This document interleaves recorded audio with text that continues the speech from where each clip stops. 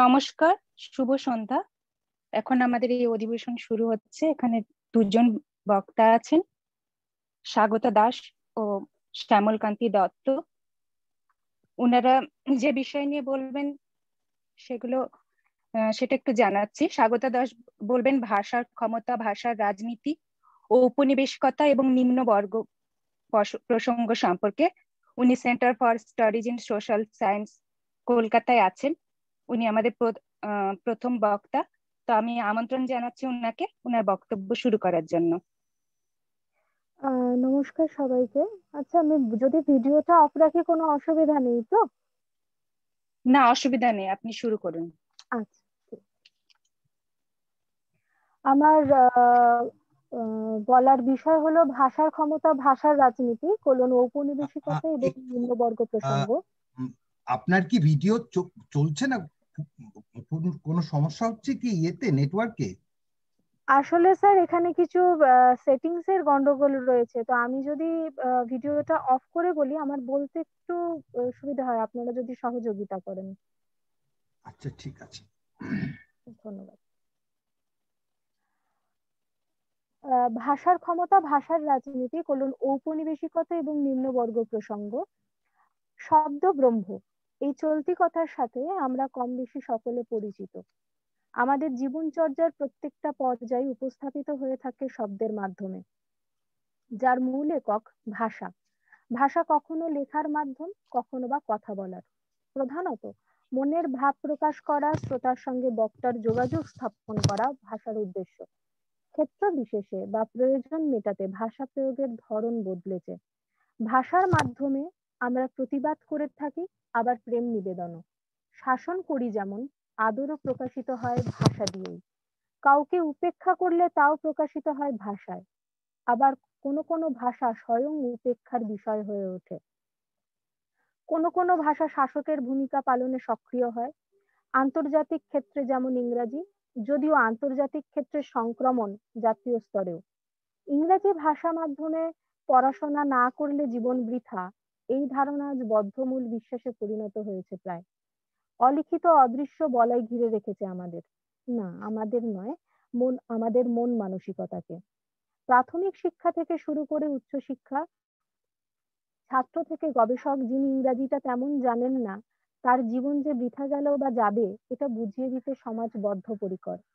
ফলত শুদ্ধিকরণ প্রয়োজন। ধ্যানে জ্ঞানে ইংরাজি জপ।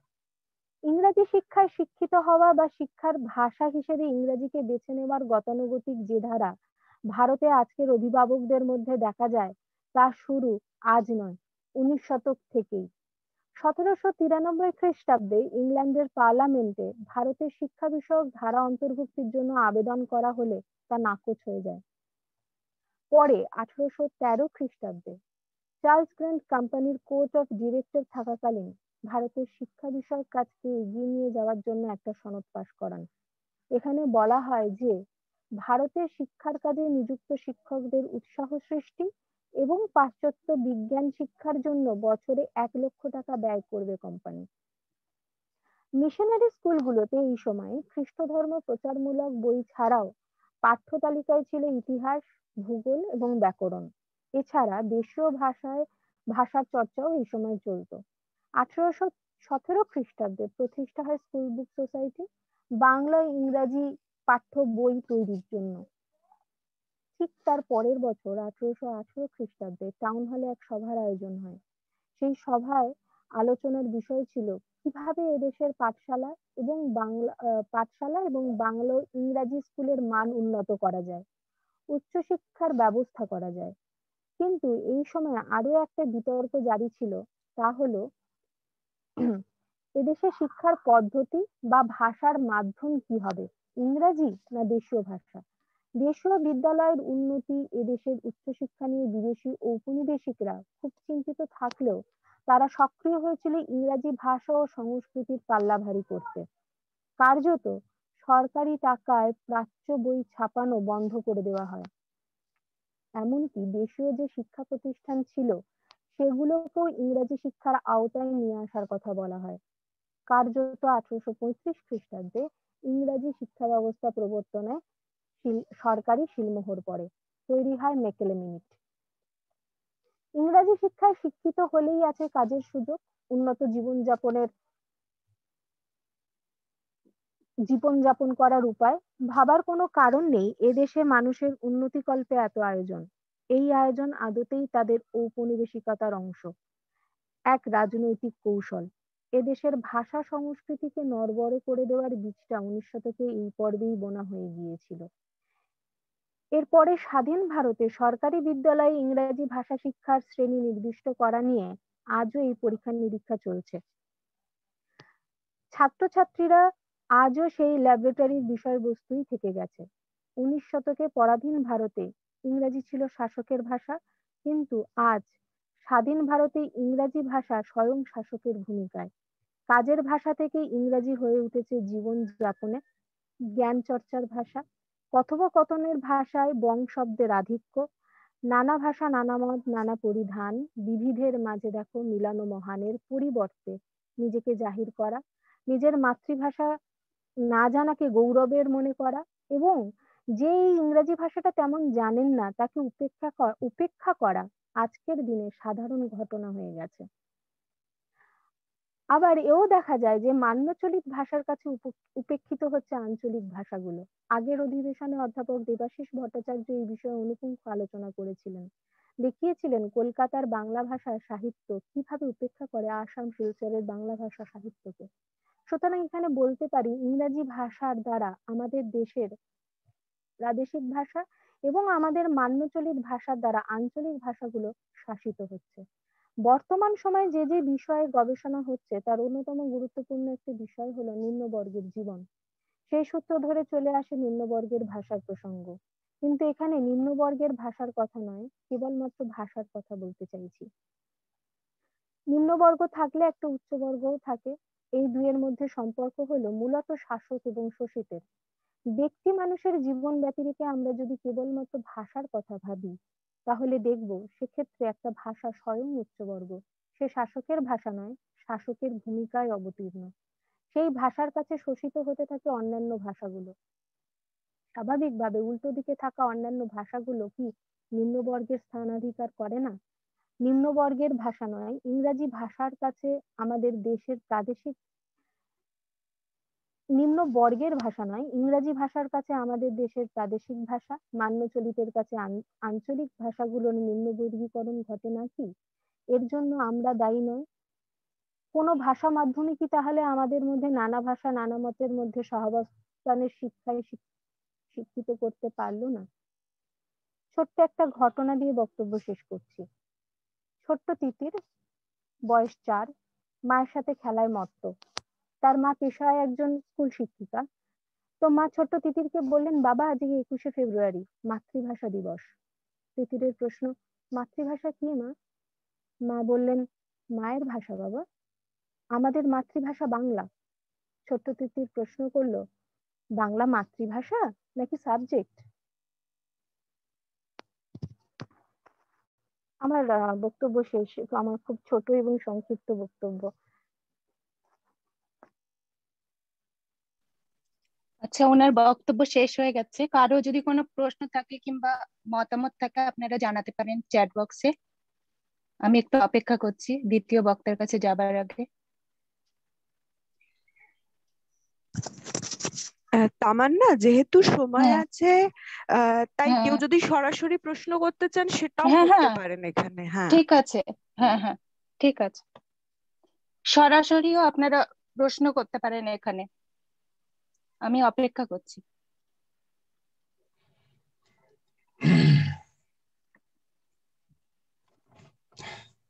দেখুন, আমি ঠিক প্রশ্ন করবো না, আমার একটা মন্তব্য আছে। সেটা হচ্ছে যে আমরা যেসব সেমিনার হতে দেখি সেখানে বেশিরভাগ জায়গাতেই আমরা দেখি যে গবেষকরা যা বলতে চান তা বলার জন্য তারা যথেষ্ট সময় পান না। তাই আমরা এবারে এখানে 30 মিনিট করে রেখেছি এবং উপরন্তু আলোচনার জায়গা রেখেছি।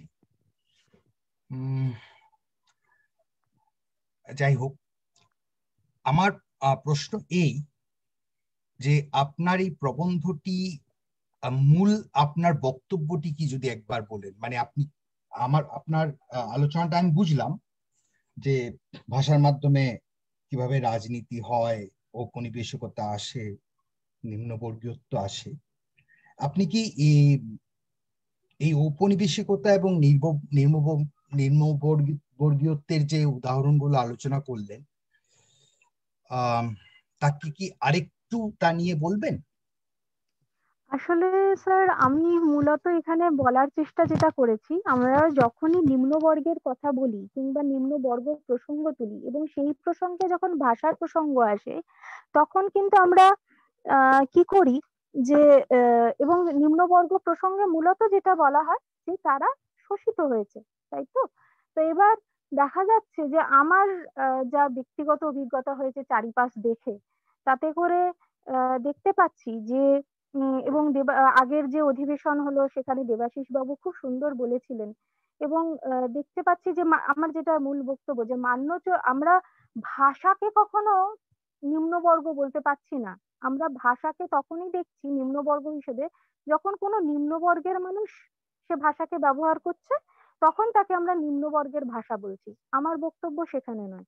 আমার বক্তব্য এখানে যে একটা ভাষা যেরকম আজকে ইংরাজির আধিক্য, সেই ইংরাজির জন্য কোথাও গিয়ে আমাদের যে শিক্ষার মাধ্যম, ভাষা মাধ্যম, অন্যান্য যে দেশীয় ভাষাগুলো রয়েছে সেগুলো কোথাও গিয়ে অবদমিত হচ্ছে। ইংরাজি ইংরাজি একটা রব উঠেছে। আবার অন্য ক্ষেত্রে আমরা যারা কলকাতাবাসী কিংবা যারা মান্য চলিত ভাষা, অন্যান্য যে সমস্ত ভাষাগুলো আছে সেগুলো যারা আঞ্চলিক ভাষাগুলো কোথাও গিয়ে আহ অবহেলিত হচ্ছে, এক প্রকার তো শোষিতই হচ্ছে। তাহলে কি আমরা এই ভাষাগুলোকে স্বয়ং নিম্নবর্গ বলতে পারি না? যেমন ভাবে একজন ব্যক্তি মানুষ শোষিত হয়, ভাষাগুলোও কি শোষিত হচ্ছে না? প্রশ্নটা এখানে।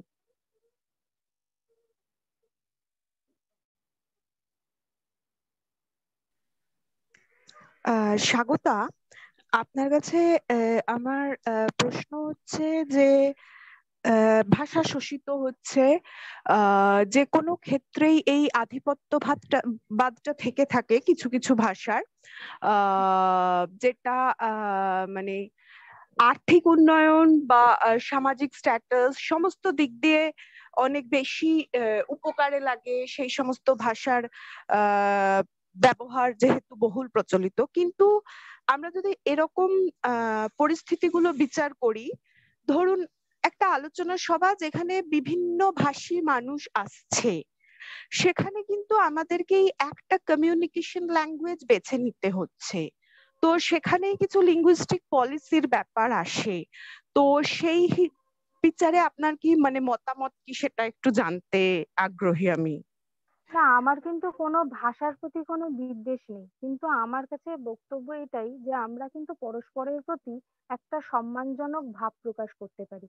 আজকে যেরকম আমার বাচ্চা না বাংলাটা ভালো জানে না, আমি না বাংলাটা ভালো জানি না, ঠিক পারি না, এই ধরনের নয়। কিংবা কেউ যদি না পারে তাকে আহ ছোট চোখে না দেখা, বরং সে যেটা পারছে তাকে সম্মান জানানো।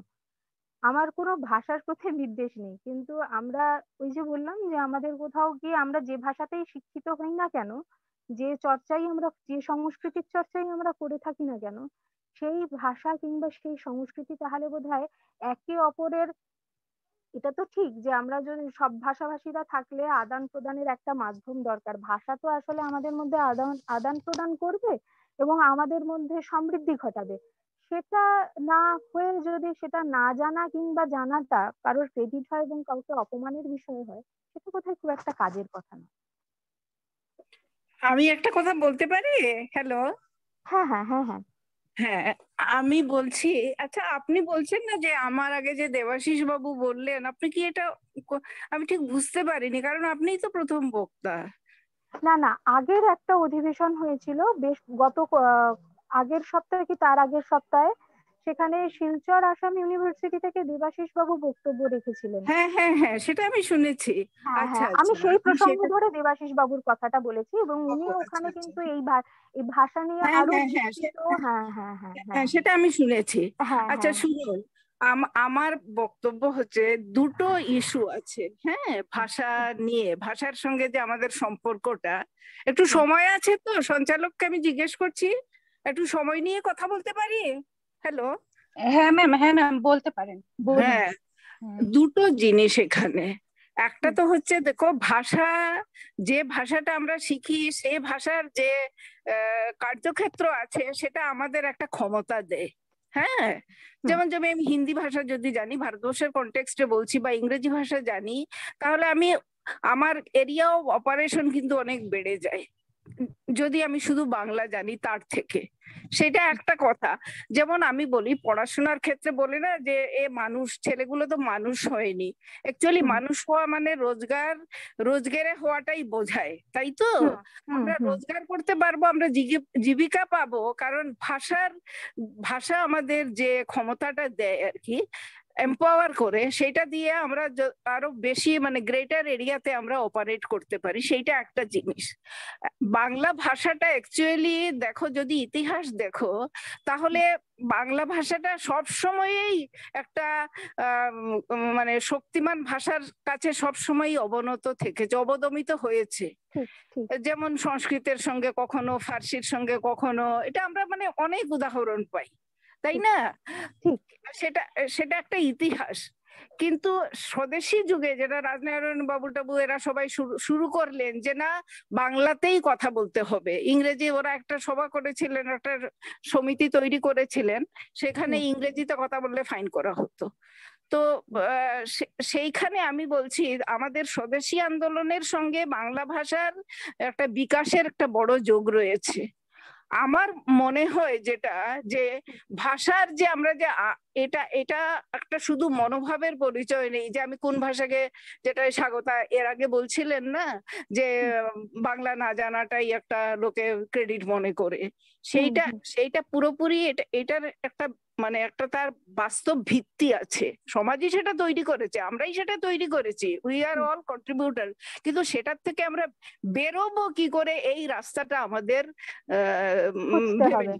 এখন আমার একটা জিনিস মনে হয় যে, জানি না আমার সঙ্গে, যে বাংলা ভাষা যেহেতু একটা প্রান্তিকায়িত ভাষা, একটা বিশেষ অঞ্চল ছাড়া সেখানে এই ভাষাটা চলে না। সেই জন্য বাংলা ভাষার মানে তার বিকাশের জন্য তাকে একটা বড় মানে মোর পাওয়ারফুল ভাষার সঙ্গে তার একটা আতাত করা দরকার, তাই না? এটা ছাড়া সম্ভব নয়। কারণ আমি শুধু যদি বাংলা ভাষা নিয়ে পড়ে থাকি, বাংলা ছাড়া আমি অন্য কিছু বলবো না, তাহলে কিন্তু আমাকে অনেকে রেস্ট্রিক্ট করে দিচ্ছি, তাই না? আমারই বাংলা ভাষা আমাদের গৌরবের ভাষা, আমরা অনেক গৌরব করতে পারি। কিন্তু যখন একটা প্র্যাকটিক্যাল কাজে আসে, তখন মানে আমি যখন আমার ঘরের থেকে বেরিয়ে গিয়ে আমি যখন একটা বড় জগতে নিজেকে প্রতিষ্ঠা করতে চাই, আমি জগৎ থেকে কিছু পেতে চাই, কিছু দিতে চাই, সেইখানে কিন্তু আমার সেই জগৎটা, যে ভাষাটা বোঝে, যে ভাষাটা জানে, সেই ভাষাটা আমাকে শিখতে হবে। এছাড়া কিন্তু কোনো উপায় নেই। এটা আমি মনে করি এটা একটা মানে একটা রণনীতির, ভাষা সম্পর্কে এটা আমাদের একটা রণনীতির প্রশ্ন আমি মনে করি। মানে নানান ভাবে দেখো, মানে ছেলেমেয়েরা যে অন্য ভাষা শিখছে, এটা তো ঠিকই। আজকে কলকাতার একটা ছেলে মেয়ে বাংলার বদলে, দুঃখের কথা হতে পারে, কিন্তু বাংলার বদলে যখন সংস্কৃত আর হিন্দি আর ইংরেজিটা অনেক ভালো জানে, তারা কিন্তু একটা বড় জগতে গিয়ে নিজেকে কিন্তু একটা নিজের জায়গা করতে পারে।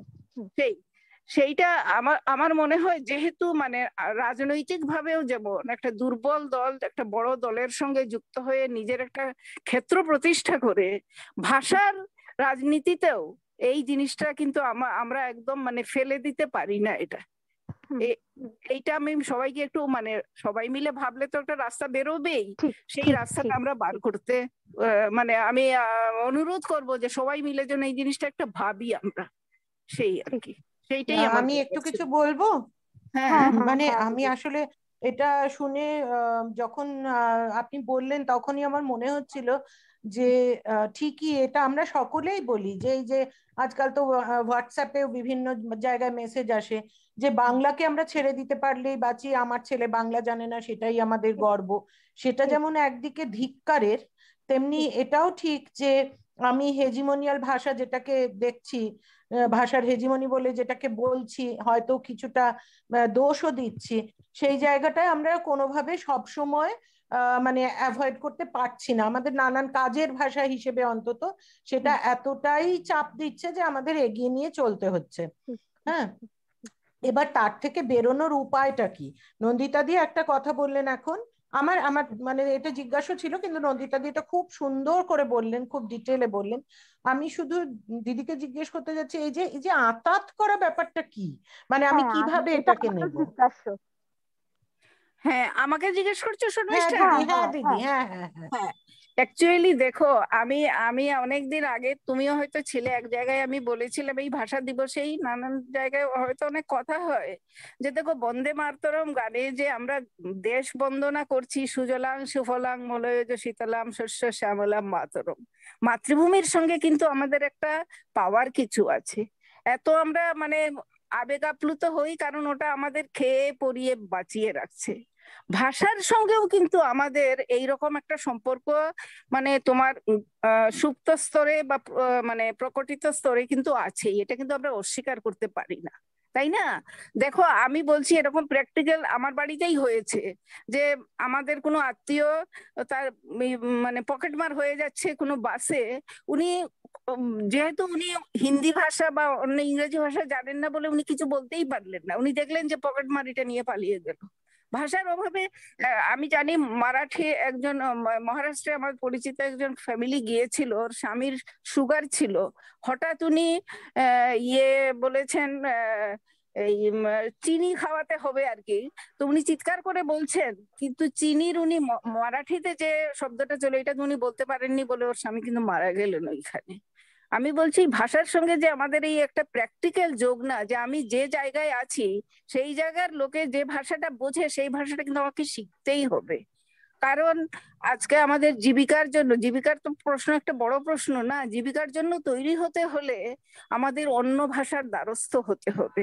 এখন অন্য ভাষার দ্বারস্থ হতে গিয়ে আমরা যেটা বেশিরভাগ লোকেই করছে, যে নিজের ভাষাটা আমরা ভুলে যাচ্ছি বা নিজের ভাষাকে ঘেন্না করছি, সেটা ঠিকই, সেটার একটা আমাদের অন্য সমাধান বার করতে হবে, তাই না?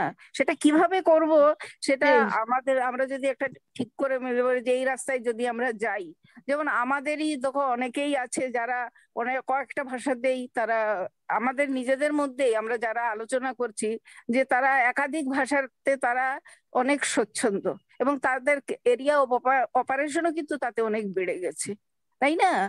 আমার মাস্টারমশাই যেমন শিশির কুমার দাস, বাংলাতেও তিনি বাংলা ইংরেজি দুটো ভাষাতেই তার, আর অন্যান্য ভাষাতেও দক্ষতা ছিল, কিন্তু বাংলা ইংরেজিতে তো খুবই ছিল, যার ফলে কিন্তু তিনি অনেক নিজের চিন্তা ধারণা অনেক বেশি লোকের কাছে পৌঁছে দিতে পেরেছেন। ঠিক ঠিক মানে আমার জ্ঞান চর্চাটা যদি আমার অন্যান্য ভাষার সাথে সাথে মাতৃভাষাতেও বিকশিত হয়, তাহলে কিন্তু সেটা আরো অনেক বেশি, কি বলবো, আরো গভীরে হয়, আরো সুদৃঢ় হয়, তাই নয় কি? সুদৃঢ় তো হয়, কিন্তু তুমি দেখো, আমি জানি দিল্লি ইউনিভার্সিটির একজন মানে হিস্টোরিয়ান বড়, উনি, ওনার মুখে শুনেছি যে দেখুন আমি যদি বাংলায় লিখি আমি কজন লোকের কাছে পৌঁছতে পারবো, কিন্তু সেম জিনিসটাই যদি আমি ইংরেজিতে লিখি আমি কিন্তু অনেক বেশি লোকের কাছে আমার নিজের চিন্তাটাকে আমি মেলে ধরতে পারবো। তো এটা তো একটা প্র্যাকটিক্যাল প্রবলেম না? সেটা একদমই ঠিক।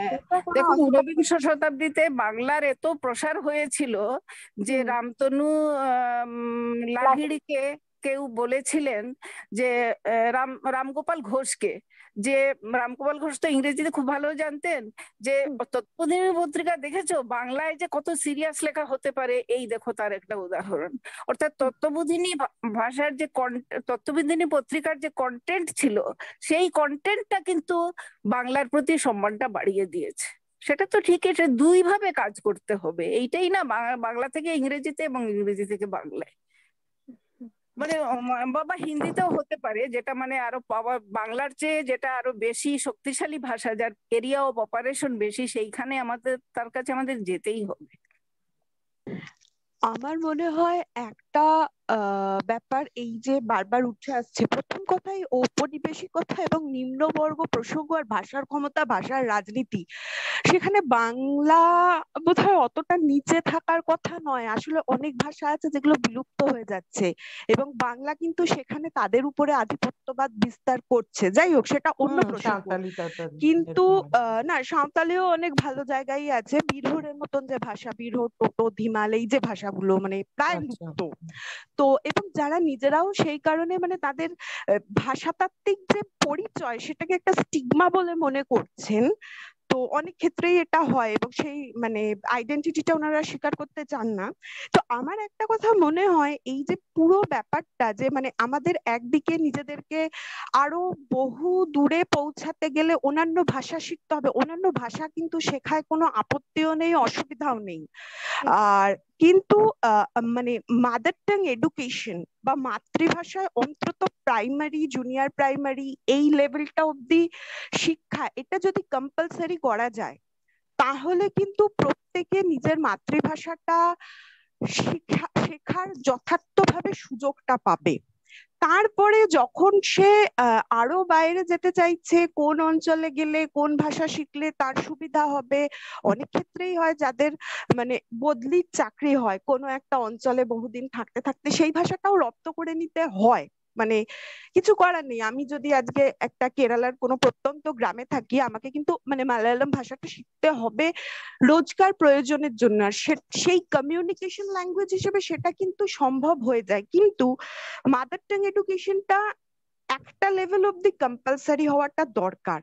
তাহলে হয়তো খানিকটা হলেও এই যে মানে স্টিগমা হয়ে যাচ্ছে ভাষা বা আমার ভাষা এম্পাওয়ার্ড নয়, এই যে ব্যাপারটা মানে যে লিঙ্গুইস্টিক বা ইকোনমিক্যাল এম্পাওয়ারমেন্ট, এটা তো রয়েইছে, এটা তো করতেই হবে। মানে বাংলা ভাষা তো প্রচন্ড এম্পাওয়ার্ড, আমি বলবো ওসিআর আছে, ইউনিকোড আছে, এত কিছু আছে, ভীষণ এম্পাওয়ার্ড। কিন্তু মানে এই সত্যি যদি আমরা এই রাজনীতিটা দেখতে চাই, হায়ারার্কিটা রয়েছে, সেটাকে সাথে নিয়ে কমিউনিকেশন ল্যাঙ্গুয়েজ নিয়ে চলতে হবে। কিন্তু নিজের ভাষাটার অস্তিত্ব বাঁচিয়ে রাখতে চাইলে আমার মনে হয় প্রত্যেকটি মাতৃভাষায় মাদার টাং এডুকেশন কম্পালসারি হওয়া দরকার, বেসিক লেভেলটা অব্দি। মানে এটা জাস্ট আমার মনে হওয়া একটা, সেটাই আমি শেয়ার করলাম। কথাটা নিশ্চয়ই বিদিশা তোমার সত্যি, কিন্তু আমি বলছি মানে who will ring the bell the cat, এইটা হচ্ছে কথা না।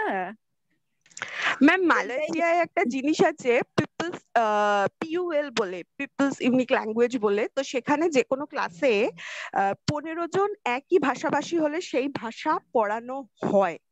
আমাদের দেশে যারা লিঙ্গুইস্টিক পলিসি মেকার রয়েছেন, যারা অ্যাডভোকেসি করেন, অনেক ল্যাঙ্গুয়েজ অ্যাক্টিভিস্ট আছেন যারা কাজ করছেন বিভিন্ন মার্জিনালাইজড বা এন্ডেঞ্জার্ড ল্যাঙ্গুয়েজেস নিয়ে, নিশ্চয়ই তাদের ভাবনা চিন্তাতেও এই ব্যাপারগুলো রয়েছে। তো আশা করি তারা এগুলো নিয়ে নিশ্চয়ই কাজ করবেন। এখানে আমার একটা বক্তব্য, আমাদের মাতৃভাষার চর্চা হোক, সেটা যে যে স্তরেই থাকুক, সেখানে আবার অন্য আর একটা ভাষাকে বন্ধ করে দেওয়ার কোনো দরকার নেই। কারণ একটা তো আমাদের কাজের দিকে, উন্নতির দিকে নিয়ে যাবে, এটা তো অস্বীকার করার আমাদের কোনো উপায়ই নেই। তো স্বাভাবিকভাবে কোনোটাকে বন্ধ করে দিয়ে নয়, সমান্তরাল ভাবে যদি চলে তাহলে কিন্তু আমরা দুটোই শিখবো, আমরা কাজও শিখবো, আবার আমার নিজের ভাষা সম্পর্কে, নিজের সংস্কৃতি সম্পর্কে সম্মান করতেও শিখবো, দুটোই শিখবো।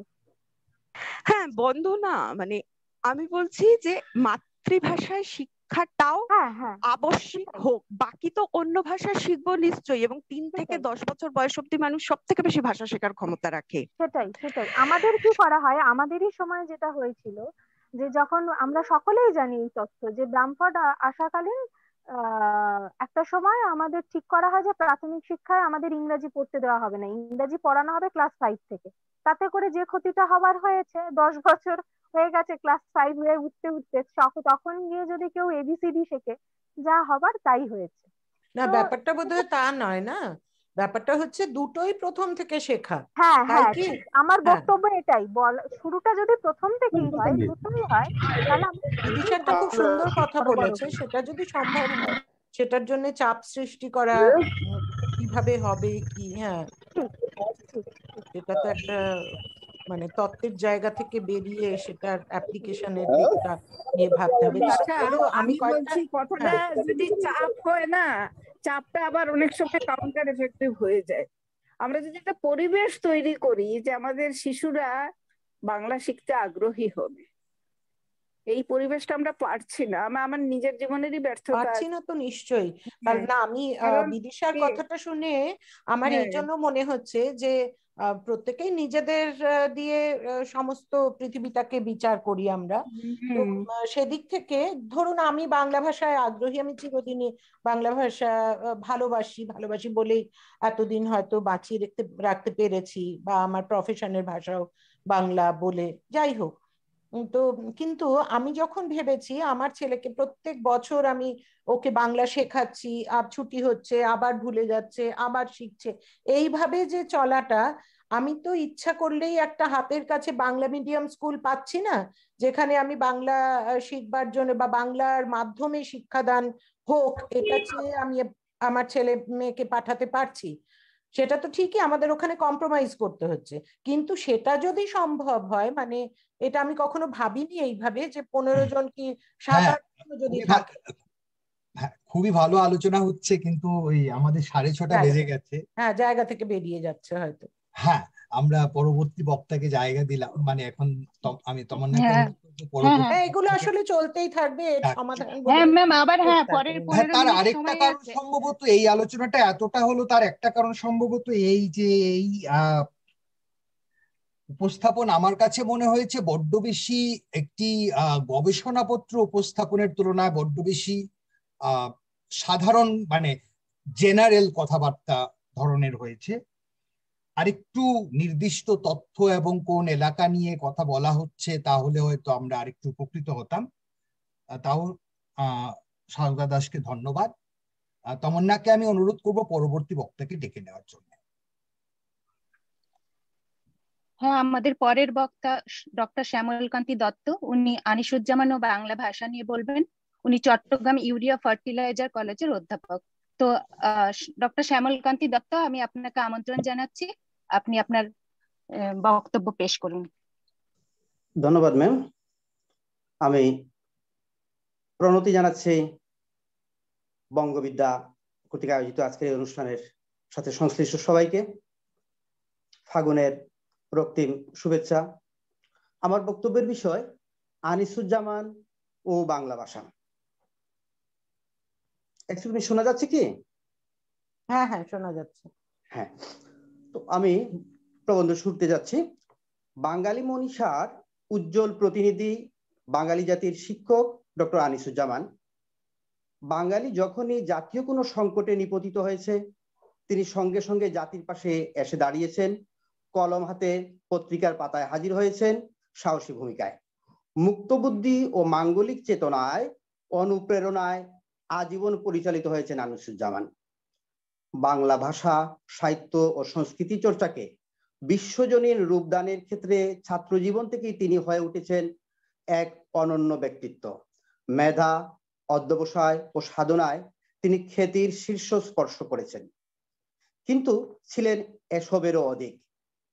বাঙালির জাতীয় জীবনের প্রায় প্রতিটি আন্দোলন সংগ্রামেই কেবল নয়, প্রয়োজনীয় মুহূর্তে প্রতিবাদেরও প্রতীক হয়ে ওঠেন তিনি, আর অনায়াসে অর্জন করেন বিশ্ব বাঙালির একজন অপরিহার্য অভিভাবকের আসন। অন্যদিকে বাংলাদেশে সমাজে ও রাষ্ট্রে প্রমিত বাংলা ভাষাকে প্রতিষ্ঠিত করবার ক্ষেত্রে অনন্য সাধারণ দৃঢ়তার পরিচয় দিয়েছেন যারা, তাদের অন্যতম আনিসুজ্জামান। কি বিশাল ইনাজ ছিল তার বিচরণ ক্ষেত্র, কি বিচিত্র ছিল তার গবেষণা সম্পাদনার বিষয়। বাঙালি সংস্কৃতি নিয়ে তার বিশ্লেষণের আলোচনা হলেও বাংলা ভাষা নিয়ে তার পরিকল্পনা ভাবনা আমাদের আলোচনায় সচরাচর চোখে পড়ে না।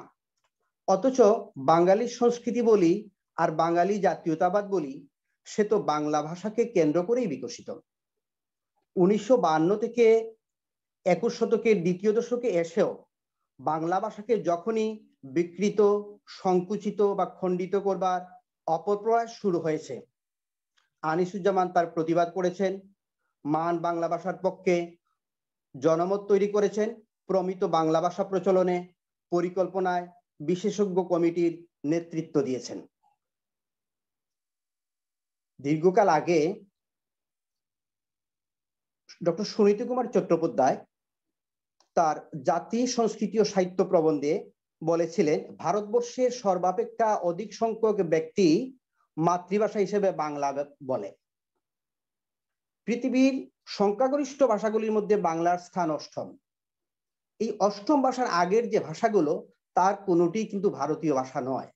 অথচ আমরা বর্তমানে বাংলা ভাষার অবস্থান কোন জায়গায় ভারতে তথা বাংলাদেশের রাষ্ট্রভাষা সংবিধানে বাংলা হলে বাস্তব অবস্থায় কোন জায়গায় সেটা আমরা সবাই জানি।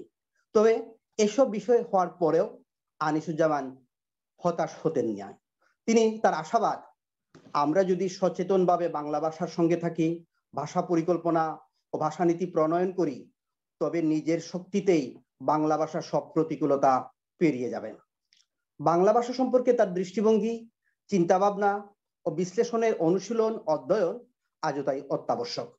কেননা এ বিষয়ে তার প্রদর্শিত পথই পারে বাংলাদেশের সর্বস্তরে বাংলা ভাষা প্রচলনের সীমাবদ্ধতা অতিক্রম করতে।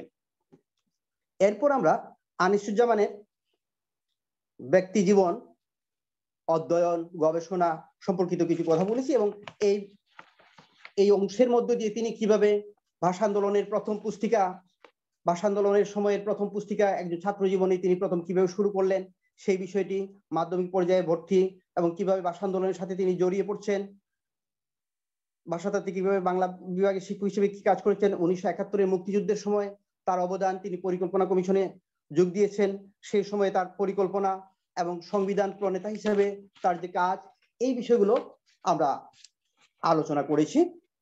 তারপর আমরা দেখি সম্পাদনার ক্ষেত্রে আনিসুজ্জামান। আমি বিস্তৃত অংশে যাচ্ছি না, পরে অংশ চলে যাচ্ছি। সম্পাদনার ক্ষেত্রে আনিসুজ্জামান গৌরবজনক কাজ রবীন্দ্রনাথ শীর্ষক গ্রন্থ, যেটি 1968-তে প্রকাশিত হয়। রবীন্দ্র বর্জনের সেই শৈরবৃত্ত কালে রবীন্দ্রনাথ প্রকাশ ছিল রীতিমতো এক বিদ্রোহ। বলা যায় বাংলা ভাষা ও সংস্কৃতি প্রীতি ছিল তার বিদ্রোহের প্রেরণা। ভাষানীতি প্রণয়নের অনুকূল পরিবেশ না পেলেও বাংলা ভাষার অবয়ব পরিকল্পনার লক্ষ্যে বাংলাদেশের পাঠ্যপুস্তক বোর্ডের কর্মশালা 1988, বাংলা একাডেমি প্রমিত বাংলা বানানের নিয়ম 1992 প্রণয়নে গঠিত বিশেষজ্ঞ কমিটিরও সভাপতিত্বের দায়িত্ব পালন করেন আনিসুজ্জামান।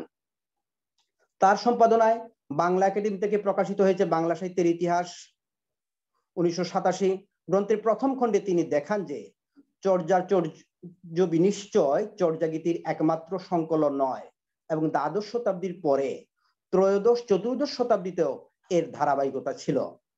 প্যারিসের বিবলিওথেক ন্যাশনাল গচ্ছিত পাণ্ডুলিপি অনুসন্ধান করে আনিসুজ্জামান ও ফ্রান্স ভট্টাচার্য মিলে সম্পাদনা করেন অগুস্তে ওসার বাংলা ফরাসি শব্দকোষ 2003। 1785 খ্রিস্টাব্দে প্রণীত এই পাণ্ডুলিপি বাংলা ফরাসি শব্দের সর্বপ্রথম সংগ্রহ। দেশের আইনের গ্রন্থ প্রণয়নে, আইন বিষয়ক গ্রন্থ সম্পাদনায়, এইসব আরো বিভিন্ন সম্পাদনায়ও তিনি গুরুত্বপূর্ণ ভূমিকা রাখেন। এমনকি বাংলা একাডেমি প্রমিত বাংলা ভাষার ব্যাকরণ প্রণয়ন কমিটিরও উপদেষ্টা ছিলেন আনিসুজ্জামান ও নীরেন্দ্রনাথ চক্রবর্তী। বাংলা একাডেমির বাংলা বানান রীতির অভিধান সহ যে কোনো প্রকল্পে তার অবদান ছিল সীমাহীন। আমৃত্যু তিনি সাহিত্য, শিল্প ও সংস্কৃতি বিষয়ক বাংলা মাসিকপত্র কালীয় কলমের সম্পাদক মণ্ডলীর সভাপতি হিসেবে দায়িত্ব পালন করেছেন। এছাড়াও তিনি নজরুল ইনস্টিটিউট ও বাংলা একাডেমির সভাপতির দায়িত্ব পালন করেছেন। বিভিন্ন প্রতিষ্ঠান সংগঠনের সাথে সম্পৃক্ততা বাদ দিয়ে শুধু গবেষণায় বাংলা ভাষা ও সাহিত্যে আনিসুজ্জামানের অবদান সম্পর্কে একাধিক প্রামাণ্য গ্রন্থ রচনা করা সম্ভব। তিনি বাংলা ভাষা ও সাহিত্যের গবেষণার নতুন মাত্রা যোগ করেছেন। বাংলা ভাষা ও সাহিত্যে মুসলিম লেখকদের অবদানের ক্ষেত্রে সাহিত্যের ইতিহাস লেখকদের এক ধরনের ঔদাসীন্য ছিল। এক্ষেত্রে আহমদ শরীফ মধ্যযুগের মুসলিম লেখকদের অবদানকে আমাদের সামনে আনেন, আর আনিসুজ্জামান ইংরেজ শাসন আমলে মুসলিম লেখকদের সাহিত্য চর্চার উপরে যে গবেষণা করেছেন সেটা আমাদের সাহিত্যের ইতিহাস রচনার যে দুর্বলতা ছিল তা পূরণে সাহায্য করেছে। তিনি প্রমাণ করেন যে পাঠান আমলে মুসলমান শাসকেরা বাংলা ভাষা ও সাহিত্যের যে উন্নতি সাধন করেছিলেন, মুঘল শাসনকালে তার পুনরাবৃত্তি ঘটেনি। ইংরেজ শাসন আমলে রাজভাষা ফার্সির পরিবর্তে ইংরেজি প্রবর্তনে 1837-এ অভিজাত মুসলমানের জীবনের সংকট সৃষ্টি হয়। তবে কেবল সাহিত্য চর্চার মাধ্যমেই বাংলা ভাষা সমাজে প্রতিষ্ঠা লাভ করে। মীর মোশাররফ হোসেন, সৈয়দ ইসমাইল হোসেন সিরাজি প্রমুখ বাঙালি মুসলমান লেখকদের ভাষা ব্যবহার লক্ষ্য করে আনিসুজ্জামান আমাদের জানান যে মিশ্র রীতির ভাষার প্রতি এদের তেমন শ্রদ্ধা ছিল না। তিনি প্রমাণ করে দেখান যে ভাষার দিক দিয়ে একালের হিন্দু ও মুসলমান লেখকদের মধ্যে কোনো পার্থক্য ছিল না। তবে এটা তার প্রাথমিক গবেষণা। এরপরে তিনি কোম্পানি আমলের বাংলা গদ্যের নমুনা লন্ডনের ইন্ডিয়া অফিসের সংগ্রহশালা থেকে সংগ্রহ করে সেগুলো গবেষণার মাধ্যমে যেভাবে উপস্থাপন করেছেন সেটা তার গবেষণা মনস্কতা ও অঙ্গীকারের প্রতিফলন। পুরনো বাংলা গদ্য সম্পর্কে আনিসুজ্জামানের গবেষণা বাংলা গদ্যের ইতিহাস রচনায় সঞ্চার করেছে অনেক নতুন মাত্রা। পুরনো বাংলা গদ্য 1984 গ্রন্থ প্রকাশিত হয় বলতে বোঝানো হয়েছে 1980 খ্রিস্টাব্দে পূর্ববর্তী বাংলা গদ্য। এতে প্রমাণিত হয় যে বাংলা গদ্য লেখা ইংরেজ আমলে শুরু হয়নি, বরং 16 শতক থেকেই বাঙালি বাংলা ভাষায় গদ্য লিখেছে। বৈষ্ণব নিবন্ধের প্রাপ্ত পাণ্ডুলিপি তার প্রমাণ। বাংলা গদ্য ভাষায় আনিসুজ্জামানের অবদান অপরিসীম। পাক কালচারপন্থীদের অপকৃষ্ট চিন্তাধারার বাংলা গদ্যকে বটতলার পুঁথি দরবারে নেয়ার অপপ্রয়াস দেখে তার প্রিয় শিক্ষক শহীদ মুনির চৌধুরী এক প্রবন্ধে বলেন, মাতৃভূমি মানে মামা বাড়ি নয়, মাতৃভাষা মানে মায়ের ভাষা বা গায়ের ভাষা নয়। বাঙালি মহৎ মনীষীদের হৃদয়ের উৎস থেকে বাংলা গদ্যের উৎপত্তি ঘটেছে, একথা অনুধাবন করেন আনিসুজ্জামান। বাংলা গদ্যের ধারাবাহিকতায় ধর্ম বর্ণ নির্বিশেষে সাহিত্যিক বাংলা গদ্য ভাষার যে উৎকর্ষ এর সাক্ষ্য বহন করে আনিসুজ্জামান সেই ধারাবাহিকতার সার্থক সারথি। আনিসুজ্জামানের ছাত্রের ভাষায় MA তে অধ্যাপক আনিসুজ্জামান আমাদের পড়াতেন প্রমথ চৌধুরীর প্রবন্ধ। প্রমথ চৌধুরীর অসাধারণ গদ্যরীতি, সাহিত্য, সভ্যতা, পূর্ব পশ্চিম সম্পর্ক, সাধু চলিত ভাষা ইত্যাদি সম্পর্কে তিনি বিশ্লেষণমূলক ও বিচারমূলক দৃষ্টিভঙ্গি অবলম্বন করে আলোচনা করেছেন। ফুটনোট দেয়া আছে। আনিসুজ্জামান অনুদিত সংবিধানের ভাষা সাধু বাংলা হলেও তিনি সচরাচর চলিত রীতিতেই লিখেছেন। প্রমিত বাংলার প্রতি নিষ্ঠাবান থেকেছেন। বাংলাদেশের বাংলা ভাষা প্রমিতায়নে তিনি খুব সক্রিয় ভূমিকা পালন করেছেন। এ প্রসঙ্গে উল্লেখ্য যে বাংলাদেশে কিন্তু এখনো একটি বিতর্ক আছে যে বাংলাদেশের ভাষা কলকাতার ভাষা থেকে, রবীন্দ্রনাথের ভাষা থেকে আলাদা হবে কিনা। ঢাকাইয়া ভাষা বলতে বাংলাদেশের প্রচলিত ভাষা ঢাকাইয়া ভাষা হবে কিনা, কলকাতার ভাষা থেকে পৃথক হবে কিনা। এবং এক্ষেত্রে আনিসুজ্জামান সহ আরো অনেকেই আমরা মূল যে স্রোত সেটি হচ্ছে প্রমিত বাংলা বা পশ্চিম বাংলার বাংলা এবং পূর্ব বাংলার বাংলা একই বাংলা, রবীন্দ্রনাথের যে বাংলা সে বাংলাই আমাদের বাংলা, সেই ধারা নিয়েই তিনি সংগ্রাম করেছেন। আরেকটি গুরুত্বপূর্ণ কাজ করেছেন তিনি 1984 সালে বাংলা একাডেমি বক্তৃতামালায় প্রথম বক্তা রূপে আহুত হয়ে তিনি 16, 17 ও 18 জানুয়ারিতে 3টি বক্তৃতা দিয়েছিলেন। আনিসুজ্জামানের বক্তৃতার ভাষাশৈলী ও পরিমিতিবোধ সম্পর্কে বাঙালি নন্দনতাত্ত্বিক যথার্থই লিখেছেন। এত সুন্দর করে গুছিয়ে এবং রসবোধের সঙ্গে তিনি কথা বলতেন, মনে হতো যে বাংলা ভাষার যে শক্তিটা আমরা ভুলে গেছি তা তিনি খুব 2 মিনিটেই জাগিয়ে দিতেন।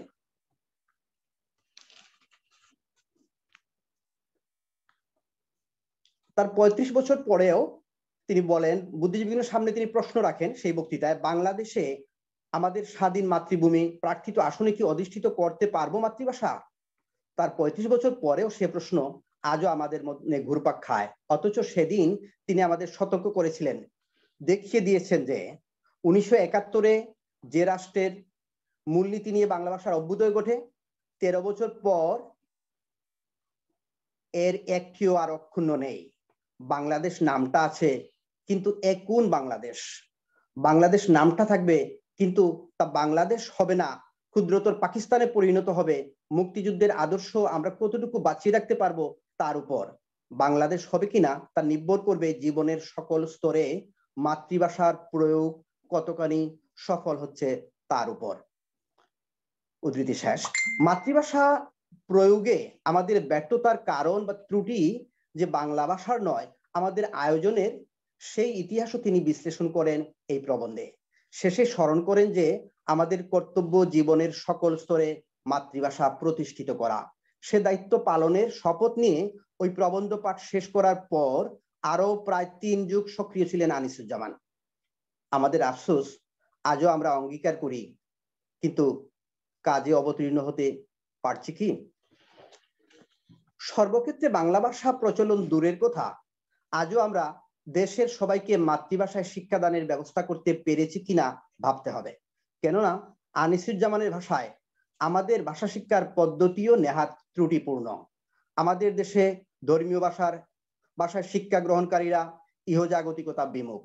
অন্যদিকে স্বাধীনতার কল্যাণে ততদিনে বাঙালি মধ্যবিত্ত এর কিঞ্চিত ধনাগম হয়েছেন। ত্রিবিন্দু, তাদের অধিকাংশের চোখে স্বপ্ন পাশ্চাত্য জগতে স্থিতি লাভ করবার। মন্ত্র অনেকটা আমার এই দেশে জন্ম যেন ওই দেশেতে মরি। এদিকে বাংলা বিদ্যালয়গুলো ক্রমশ হতশ্রী হয়ে পড়ছে। উদ্ধৃতি শেষ। আমরা কেউ আরবি বা ইংরেজি ভাষার প্রতি বিদ্বিষ্ট নই, তবে আনিসুজ্জামান আমাদের সতর্ক করেন, দ্বিতীয় ভাষা কখনোই প্রথম ভাষার স্থান নিতে পারে না। এই বিষয়ে সচেতন না হলে সমগ্র জাতির জন্য আমরা বিভ্রান্তি সৃষ্টি করব।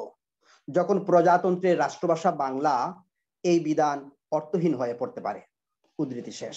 এই সচেতনতা সৃষ্টির সংগ্রামে আনিসুজ্জামান আজও আমাদের সারথী, সাথী, পথ প্রদর্শক। তার আক্ষেপ, আশাবাদ দুই আমাদের ভাবতে হবে। মৃত্যুর দুযুগ আগে তিনি লিখেন, বাংলাদেশ রাষ্ট্রে একটা ভাষানীতি থাকলে ভালো হতো, সেটা ধরে অগ্রসর হওয়া যেত। সেটা ধরে সেই সঙ্গে এও আশা করব যে বাংলা ভাষা শিক্ষায় আমরা যত্নবান হব।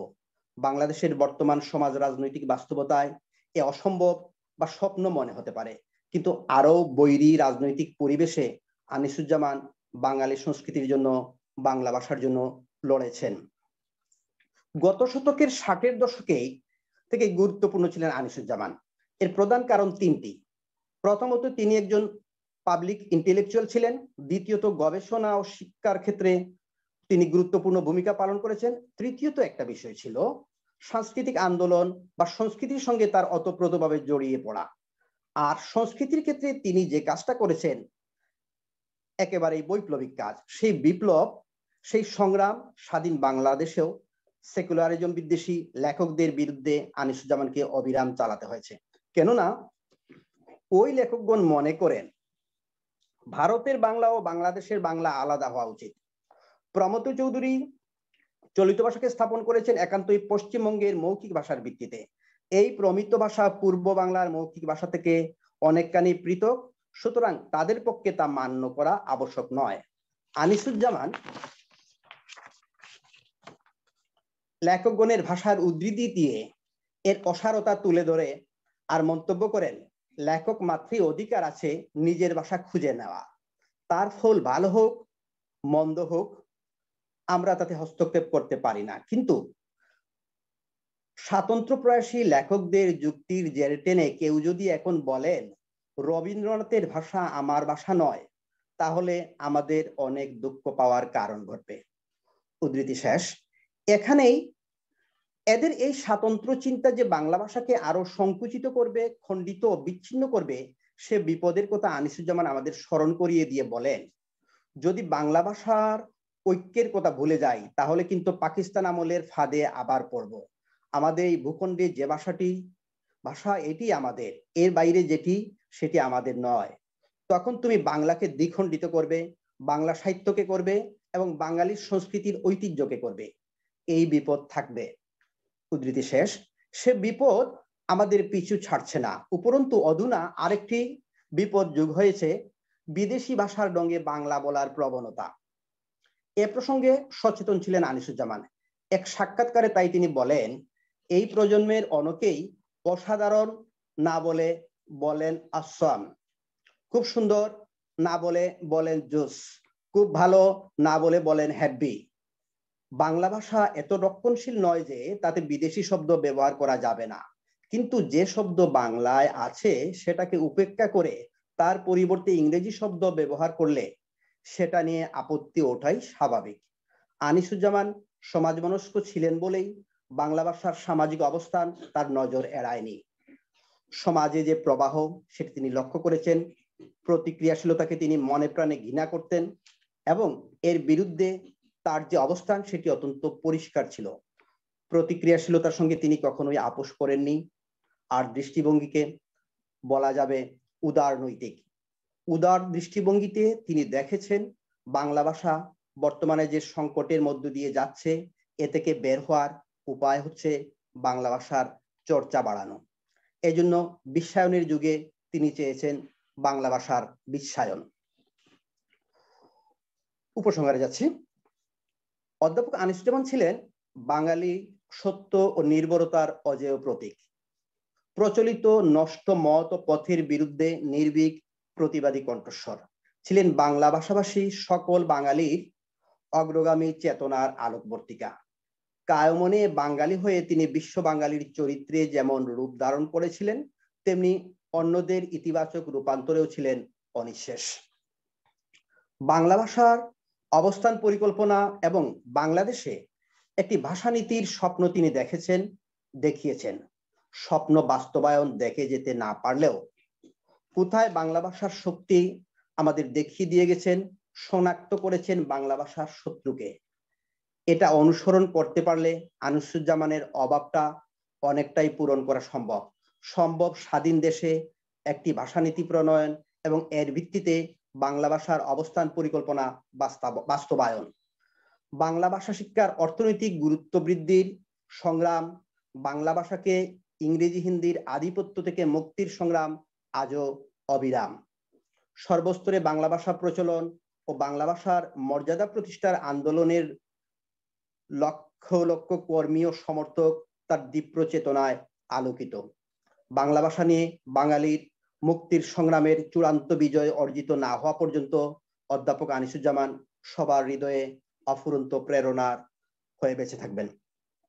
ধন্যবাদ সবাইকে।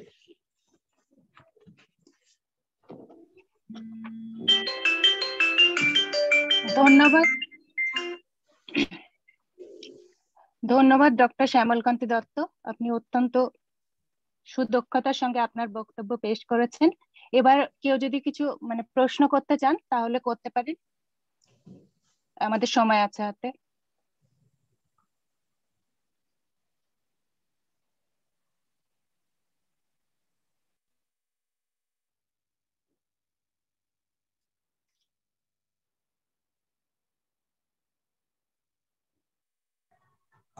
যেহেতু অন্যরা কেউ এখন প্রশ্ন করেননি, তমন্না আমি কি করতে পারি?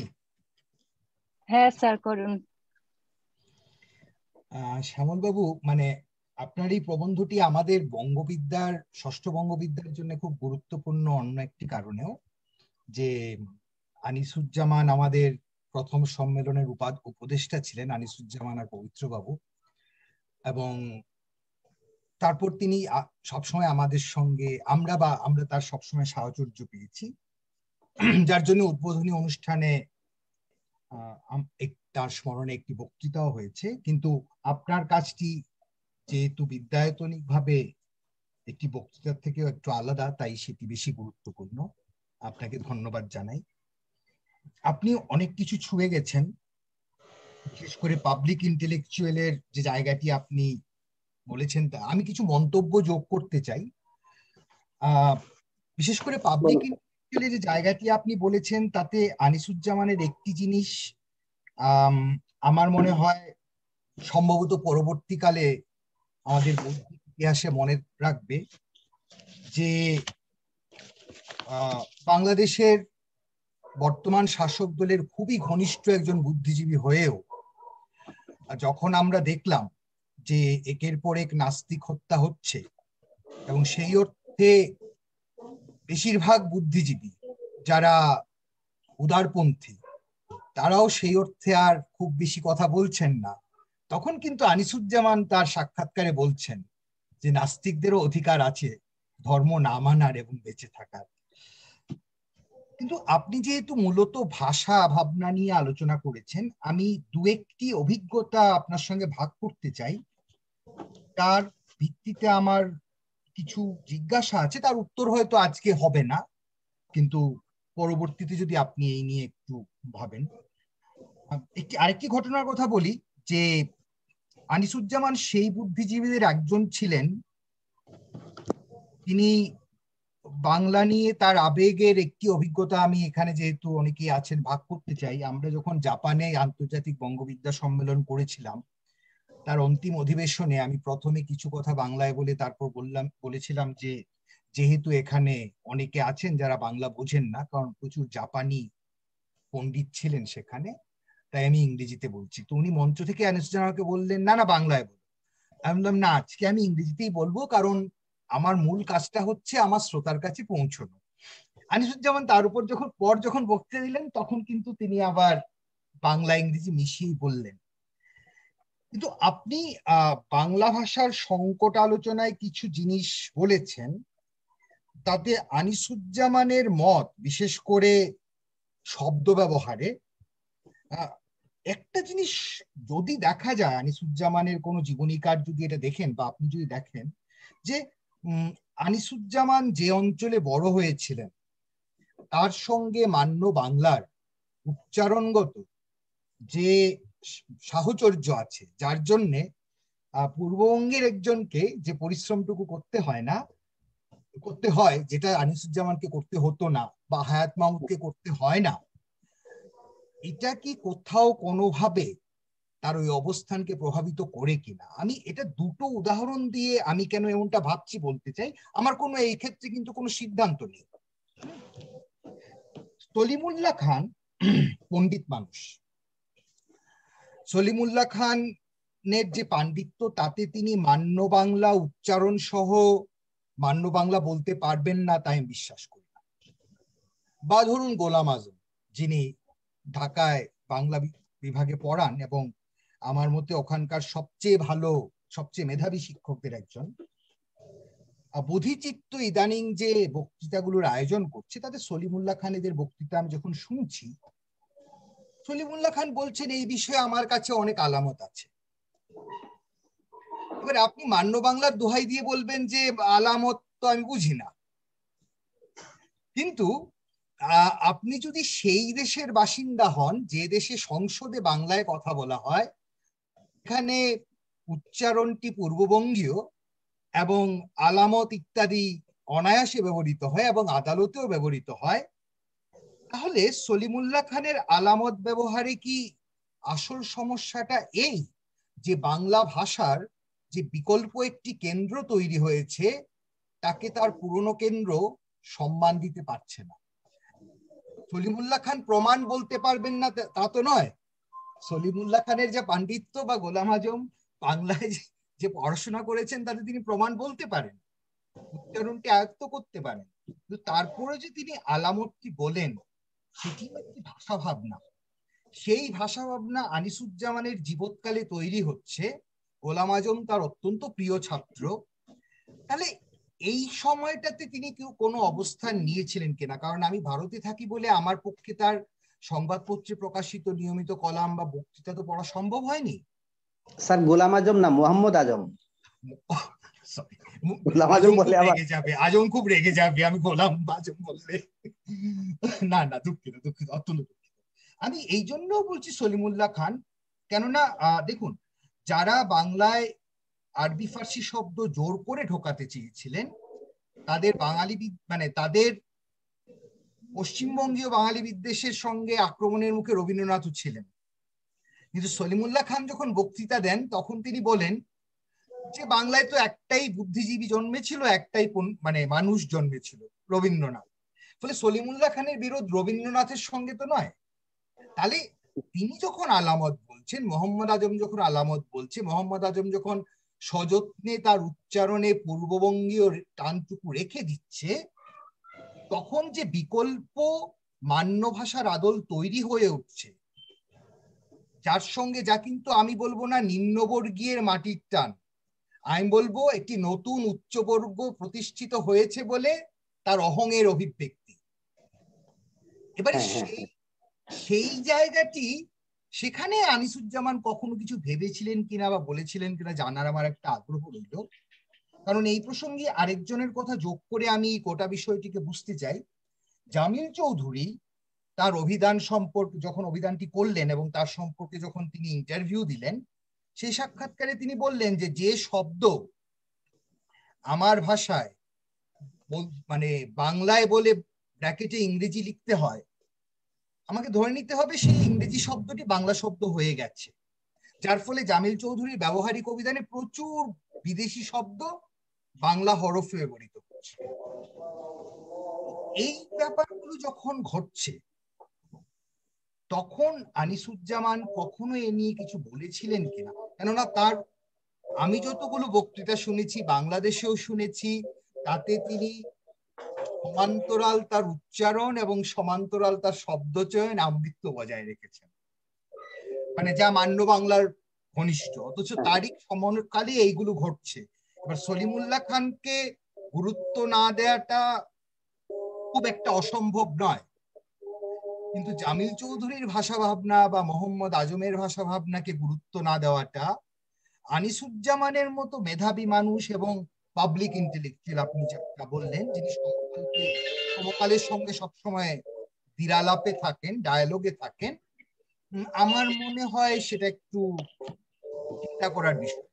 আমি শুধু কিছু ভাবনা বললাম উল্টোপাল্টা, মানে সেটা নিয়ে যদি আপনার এই মুহূর্তে কিছু বলতে ইচ্ছে বলুন, বা আবার পরে যদি মানে এটা নিয়ে একটু ভাবেন তাহলে খুব উপকৃত হব।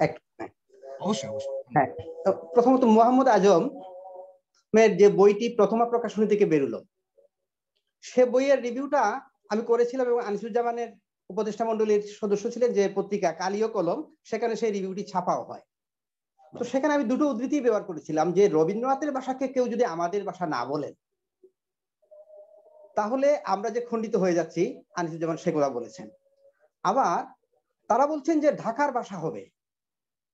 যারা বর্তমানে যারা বলছেন সলিমুল্লাহ খান এবং মোহাম্মদ আজম প্রমুখ, আরো অনেকেই, তারও আগে আরো আছেন, তার আগে থেকে এই কাজটি চলছে, পাকিস্তানের ভাষা আলাদা হবে, পাক কালচার, ইন্ডিয়ান কালচার থেকে পাক, সেই ধারা ধরে তারা যে ভাষাটার কথা বলছেন, সে সময় আবার অনেকে যে দুবাসী পুঁতির ভাষাকেও ভাষা বলছেন বাংলার, সেই ধারা থেকে আসার পত্রে আমার পার্সোনাল বক্তব্য হচ্ছে যে ভাষা নদীর স্রোতের মতো প্রবহমান। নদী শাসন করে ভাষাকে শাসন হয়তো করা যায়, কিন্তু পুরোপুরি আটকানো যায় না। তবে সেক্ষেত্রে একমাত্র কাজ করতে পারেন একজন প্রতিষ্ঠিত সাহিত্যিক, যেটা রবীন্দ্রনাথ করেছেন, যেটা প্রমথ চৌধুরী করেছেন। আজম চৌধুরী, মোহাম্মদ আজম এবং সলিমুল্লাহ খানদের চাওয়ার যে ভাষা, সেই ভাষা পূর্ব বাংলার সে সবগুলো উপভাষা আছে, যেমন সিলেটের উপভাষা, চট্টগ্রামের উপভাষা এত বৈচিত্র্যপূর্ণ যে বোধগম্যতার দৃষ্টিতে আলাদা ভাষা, এবং এই অঞ্চলের মানুষগুলো নিজেদের ভাষাকে তারা উপভাষা বলতেও রাজি না। লন্ডনের বাঙালিরা তারা বাংলা ভাষাকে, আমি যে আমার গবেষণায় সিলেটের উপভাষা লিখেছি, এতে তারা খুব ক্ষিপ্ত। সিলেটি ভাষাকে উপভাষা কেন বললাম, এটা পৃথক ভাষা, উপভাষা বলাতে তারা আমার উপর ক্ষিপ্ত। তো এখন আমরা যদি পূর্ব বাংলার ভাষা বলে আলাদা করি, বাংলাদেশের ভাষা, বর্তমান বাংলাদেশের ভাষা বলে যদি আলাদা ভাষা করি, সেটা কি সিলেটের হবে না চট্টগ্রামের হবে না, এগুলোর সমন্বিত ভাষা হবে। যেমন আমরা বাংলাদেশে আমরা কথ্য ভাষায় বলছি, হ্যাঁ আমি খাইছি গেছি, আইসি খাইছি গেছি, আবার কলকাতায় বলছে এছি খেয়েছি, কিন্তু আমরা তো প্রমিত বাংলায় লিখেছি এসেছি খেয়েছি। সুতরাং প্রমিত বাংলা তো আসলে কলকাতার কথ্য ভাষা নয়, আমার যুক্তি হচ্ছে। তাহলে এই যে একটি সমন্বয়ের যে বিষয়, সেই সমন্বয়ের জন্য আমাদের মনে হয় অপেক্ষা করতে হবে এরকম একজন প্রতিভাবান সাহিত্যিকের, যিনি পূর্ব বাংলাদেশের ভাষাকে ব্যবহার করবেন তার সাহিত্যে, আর সেই ভাষাটা আমরা গ্রহণ করব, সেই ভাষায় আমরা লিখতে শুরু করব। তখন আমার ব্যক্তিগত বক্তব্য, আমার বুথ থেকে যেটা মনে হলো, আমার ভুল হতে পারে, আমি ভাষার ছাত্র। Thank you. এটা স্বাভাবিক। যেমন ধরুন যেহেতু আমিও সিলেটি, বলে আমি জানি যে আমার মাস্টার মশাই যখন মান্য বাংলা ছাড়া আমাদেরকে ক্লাসে কথা বলতে দিতেন না, তখন আমাদের ছাত্রদের মধ্য থেকেই একদল বলেছিল এটা আবার কি। তো কিন্তু সেই প্রসঙ্গ ছেড়ে আপনি অন্য যে প্রসঙ্গটি তুললেন, যেহেতু আমরা একটা বিকল্প কেন্দ্রের কথা বলছি, কোনদিনই বিকল্প কেন্দ্রকে নির্ভর করে যে ভাষা তৈরি হবে, যে উচ্চারণ রীতি তৈরি হবে, অবশ্যই তা সিলেট বা চট্টগ্রামের হবে না, কেননা বাংলাদেশের বিচারে আবার সিলেট এবং চট্টগ্রাম প্রান্তিক।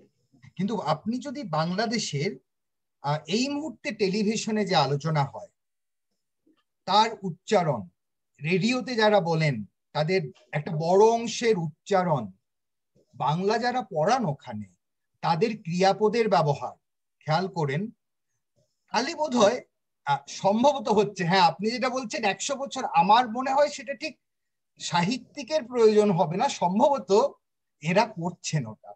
যাই হোক, ওই যা বললাম, আপনার যেটা আপনার ব্যক্তিগত মত, আপনার অভিজ্ঞতার ভিত্তিতে, কারণ এই নিয়ে আমরা এখনো কাজ করিনি, কিন্তু আমার মনে হয় এটা হয়ে চলেছে প্রতি মুহূর্তে।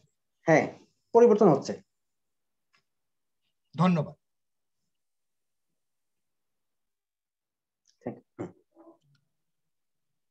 কিছু বলতে পারি? বলতে চাই। হ্যাঁ হ্যাঁ হ্যাঁ, শ্যামলবাবু, মুগ্ধ হয়ে শুনেছি আপনার উপস্থাপনা। প্রথমত ধন্যবাদ। আর শোনা যাচ্ছে তো? হ্যাঁ, শোনা যাচ্ছে। আমি আসলে কয়েকটা জিনিস ভাববার চেষ্টা করছিলাম, মানে এই এই এই গোটা আলোচনা চক্রটি, এই প্যানেলটি, বিশেষ করে ভাষা নিয়ে আগেরটা খুবই সাধারণ আলোচনা থাকলেও তার সঙ্গে একটা সূত্র, অনেকগুলো জিনিস চলে আসছে। তার একটা হচ্ছে যে মান্যচলিতের রূপ, মান্যচলিত এর রূপ, তার কি হওয়া উচিত উচিত নয়। দুই, যে ভাষাকে কি করে বাঁচাবো। আমি একটি আঞ্চলিক ভাষা হিসেবে এই গোলকায়িত বিশ্বে আমি আমার ভাষাকে কি করে বাঁচাবো। একটা হচ্ছে যে একবার মাথায় রাখবেন যে সুনীতিবাবু যখন বলছিলেন যে বাংলা ভারতের সর্বাধিক মানুষের মুখের ভাষা, সেই সময় আপনার দেশ আর আমার দেশ এক ছিল।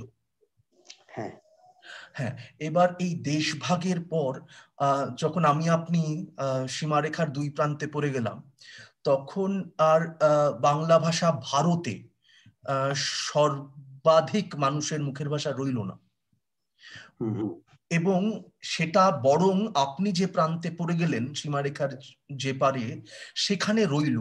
এবং সেখানে আমরা দেখলাম যে সেই ভাষার লড়াই সেখানকার মানুষ কিভাবে লড়লো, যার খোদ জাতিসংঘ তাকে স্বীকৃতি দিল। তো মানে এ কারণে বাংলা ভাষার লড়াইয়ে তো একথা মানতে কোথাও ন্যূনতম দ্বিধা হওয়ার জায়গা নেই যে আপনারা আমাদের থেকে এগিয়ে। হ্যাঁ, কিন্তু এবার রক্ত দিয়ে এগিয়ে, ঠিক এক অর্থে। এমনটা নয় যে শিলচরে এই একই রকম ঘটনা ঘটেনি কাছাড়ে। তো এবার সেইটাও না কেন্দ্রে ঘটেনি আর কি, কেন্দ্র কলকাতাকে ধরা হচ্ছে বারবার। তো লড়াইটা আসলে প্রান্তেই হচ্ছে, এইটা একটু খুব জরুরি বলে মনে হচ্ছে। দুই, আমাদের মানে আমার দুটো আলোচনা শুনতে শুনতেই মনে হলো যে কতগুলো যে প্রসঙ্গ আগের আলোচনাতে উঠেছিল, পলিসি মেকিং, নীতি নির্ধারণের প্রসঙ্গ, যে নীতি নির্ধারণের প্রসঙ্গটা নিয়ে আমাদের একটু বোধহয় সত্যি ভাবার দরকার আছে। এবং যেটা অমিতাভ স্যার একইভাবে বললেন যে এইটাতে বোধহয় কাজ হচ্ছে, কিন্তু সেই কাজের যেটা প্রধান আমার অন্তরায় বলে মনে হচ্ছে, সেটা হচ্ছে বাঙালির এপার এবং ওপারের বাঙালির, এপারের নানা গোষ্ঠীর, ওপারের নানা গোষ্ঠীর বাঙালির একসঙ্গে হাত ধরায় আপত্তি। আপনি ভাবুন, এই যে মঞ্চ থেকে আজকে এই অনুষ্ঠান আয়োজিত হচ্ছে, যেখানে একযোগে পবিত্র সরকার এবং আনিসুজ্জামান একদিন ছিলেন, সেই দুজন মানুষ দুই প্রান্তে বসে, পশ্চিমবঙ্গ বাংলা একাডেমির পক্ষ থেকে একজন এবং ঢাকা বাংলা একাডেমির পক্ষ থেকে একজন, দুটো ভিন্ন ভাষার বানানবিধি তৈরি করছিলেন, যাতে কিছুতেই মিল হলো না, স্বাতন্ত্র হলো। আজকে ভাষা আগের প্রসঙ্গে আসছিল, আগের আলোচনা প্রসঙ্গে এসেছিল ইউনিকোড হয়েছে, ওসিআর হয়েছে। সত্যি তেমন হয়নি। ইউনিকোড তৈরি হয়েছে, ওসিআর হয়নি। ওসিআর নিয়ে আমি নিজে কাজ করার চেষ্টা করছি বলে আমি জানি। আমি বাংলা ওসিআর তৈরি করার চেষ্টা করছি গত কয়েক মাস যাবত, খুব বেশি দিন নয়।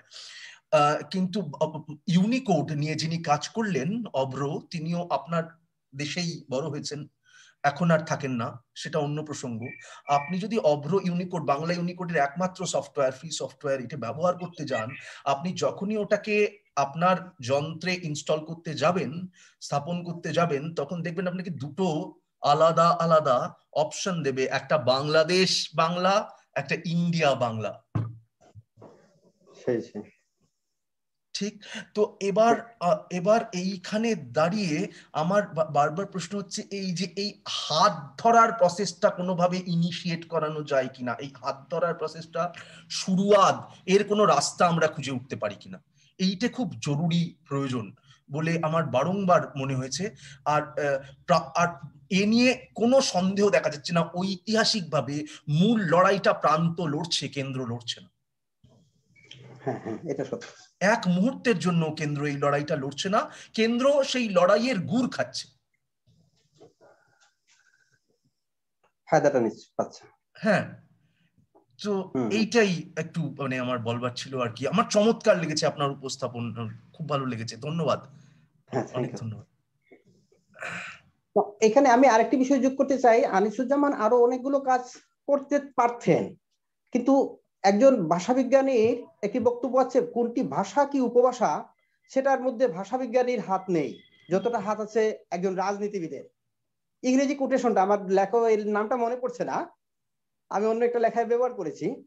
তো রাজনীতিবিদ যেভাবে সিদ্ধান্ত নিচ্ছেন, ঠিক যেভাবে বাংলাদেশে এই যে আনিসুজ্জামান যখন মুক্তিযুদ্ধের সময় পরিকল্পনা কমিশনে ছিলেন, তারা শিক্ষানীতির ব্যাপারে যে সিদ্ধান্তটা নিলেন যে 1 বছর শিক্ষা ব্যবস্থার গ্যাপ হিসাবে ধরা হবে, সবাই পরের বছর পরীক্ষা দিবে। কিন্তু শিক্ষামন্ত্রী একটা সবাইকে ঘোষণা করে দিলেন যে সবাইকে অটো প্রমোশন দেওয়া হবে, বঙ্গবন্ধু ওটাকে মেনে নিলেন। তাহলে আনিসুজ্জামানের ওই পরিকল্পনা, আনিসুজ্জামান তো পণ্ডিত ব্যক্তি, রাজনীতিবিদ নন, সুতরাং এই জায়গাটুকুতে যে ভাষা পরিকল্পনার যে কাজটুকু, সেটা সেখানে আনিসুজ্জামান চাইলেও ভাষা পরিকল্পনাটা আমাদের দেশে ভাষা পরিকল্পনার যে অবয় পরিকল্পনা হচ্ছে, অবয় পরিকল্পনা হলেও দুই বাংলার অবয়ব একরকম করতে পারছি না, কিন্তু অবস্থান পরিকল্পনা যেটা, সেটা আমরা করতে পারছি না এবং করতে পারিনি, এখনো একটি ভাষা নীতি করতে পারিনি আমরা। কারণ ওই যে রাজনীতি চিন্তা করছে তাকে কাকে আশ্রয় করে ক্ষমতায় টিকে থাকতে হবে। কারণ এই বাংলা ভাষা নীতি করতে গেলে একদিকে যেমন যারা ওই যে এই দেশেতে জন্ম যেন ওই দেশেতে মরি, তারা এটার বিপক্ষে, হ্যাঁ, আবার যারা ইহজাগতিকতাকে বাদ দিয়ে পরকালকে বড় মনে করছেন, সেই যে একটি বড় গোষ্ঠী বাংলাদেশে, আমি মিন করছি, তারাও এটার বিপক্ষে। সুতরাং রাজনীতির খাতিরেই তো রাজনীতি যারা করছেন তারা এটা পারছেন না। একবার বাংলাদেশ ভারতের পানি নীতি নিয়ে একটা আলোচনায় আমি শুনেছি, বলেছিলেন একজন যে সচিবরা কি করবেন, আগে পানি নীতি কি হবে সেটার জন্য রাজনীতিবিদদের এক হতে হবে। তো ভাষার ক্ষেত্রে আমার মনে হয় ভাষা পণ্ডিতরা যতটুকু, তার চেয়ে বেশি রাজনৈতিক সিদ্ধান্ত। যেমন আমরা কিন্তু পবিত্র সরকার এবং আনিসুজ্জামান, নীরেন্দ্রনাথ চক্রবর্তী এবং দুই দেশ মিলে আমরা প্রমিত বাংলা ব্যাকরণ করেছি, বাংলাদেশের বাংলা একাডেমিকে করেছি, কিন্তু ওটাও বাংলাদেশের সর্বস্তরে প্রচলিত সিলেবাস, ওই বই থেকে সিলেবাস করে দিয়ে উচ্চ মাধ্যমিকের পাঠ্য করে দেওয়া হয়েছে, কিন্তু সর্বস্তরে প্রয়োগ করা যাচ্ছে না, ওই পরিভাষাগুলো সর্বস্তরে ব্যবহার করা যাচ্ছে না। ঈদ বানান নিয়ে বিতর্ক তৈরি করছে। প্রথম আলো যে লেখাটা অনেকদিন আগে লেখা হলো, অভিধান প্রণীত হয়েছে, সে সময় কথা নেই, ঠিক ঈদের 1 সপ্তাহ আগে পত্রিকা লিখলো ঈদ হবে না ঈদ হবে, রস্যই হবে না দীর্ঘই হবে, অমনি ধর্মীয় একটা সেন্টিমেন্ট শুরু হয়ে গেল। এই যে বিষয়গুলো, অর্থাৎ রাজনীতি, তো এই রাজনৈতিক জায়গায় ভাষার যে রাজনীতি, যেটা আগের প্রবন্ধে খুব বিষয়টা যদিও সাধারণ, কিন্তু অনেক সময় পণ্ডিতরাও ওই রাজনীতির কাছে আত্মসমর্পণ করেন কিনা সেটা ভাববার বিষয়। মানে আপনি এই প্রসঙ্গটা তুললেন বলেই বলি, মানে পণ্ডিতরা যখন রাজনৈতিক ক্ষমতা হাতে পান, ভাষাবিদরা, তখনকার একটা খুব জ্বলন্ত উদাহরণ হচ্ছে ভারতে যখন ভাষা, রাষ্ট্রভাষা বা ওই হিন্দিকে প্রাধান্য দেওয়া হলো, যে একটি নির্ণায়ক ভোটে হিন্দি যেতে সেই ভোটটি দিয়েছিলেন যিনি, তার নাম সুনীতি কুমার চট্টোপাধ্যায়, হিন্দির সপক্ষে।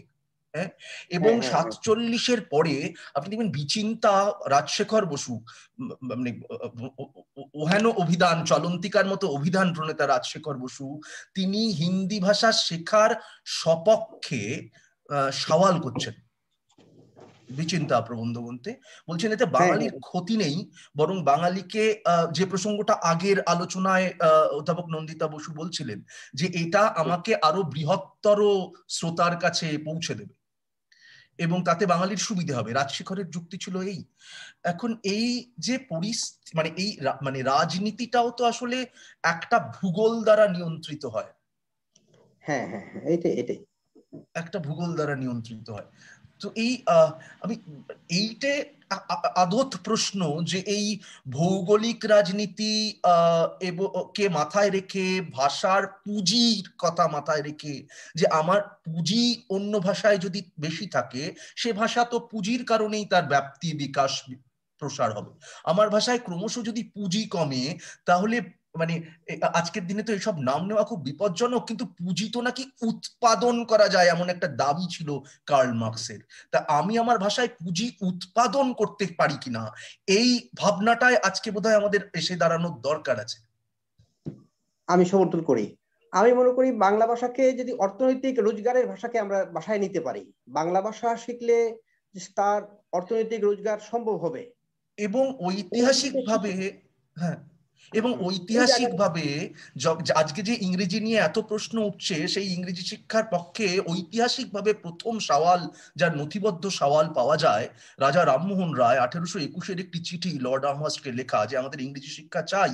তার কারণ হিসেবে যে কারণ দর্শান রাজা রামমোহন রায়, সেটা কিন্তু একদম পুঁজি তৈরির কারণ।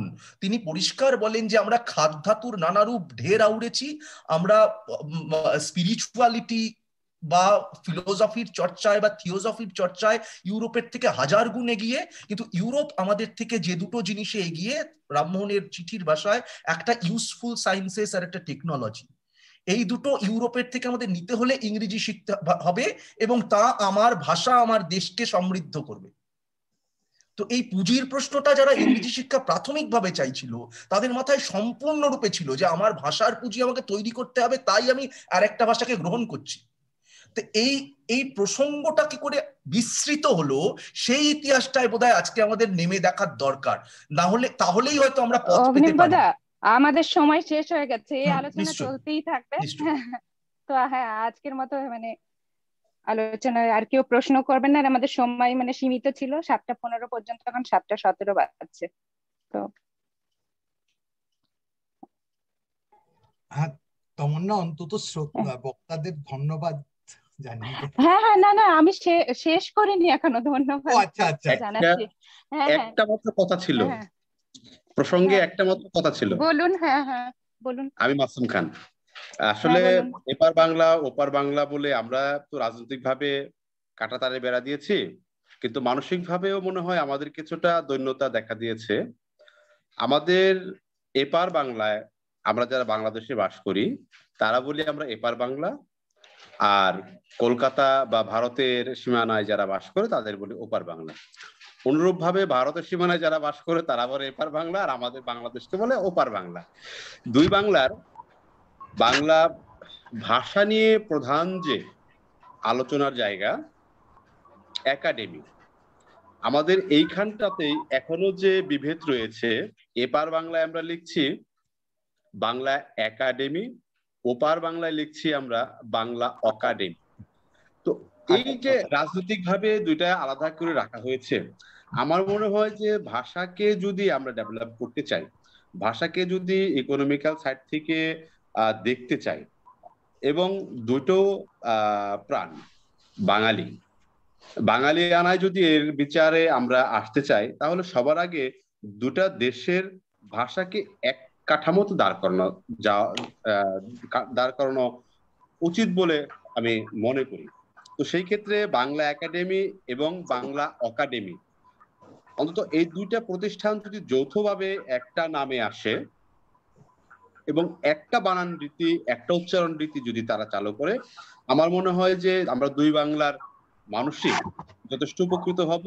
এবং তখন ওই অব্র ইউনিকোডের যে বিষয়টা আসলো, দাদা যেটা বললেন যে অপশন চাচ্ছে দুইটা, যে বাংলাদেশের বাংলা না ভারতের বাংলা, ওই সমস্যাটা তখন থাকবে না। কারণ আমরা উচ্চারণ এবং লেখন পদ্ধতি দুটাতেই দেখা যাচ্ছে যে আমাদের কিছু মৌলিক পার্থক্য থেকে যাচ্ছে, অকাডেমি আর একাডেমি।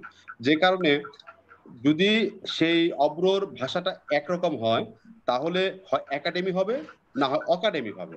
তো এখন অকাডেমি লিখবে না একাডেমি লিখবে, সঙ্গত কারণেই তাকেও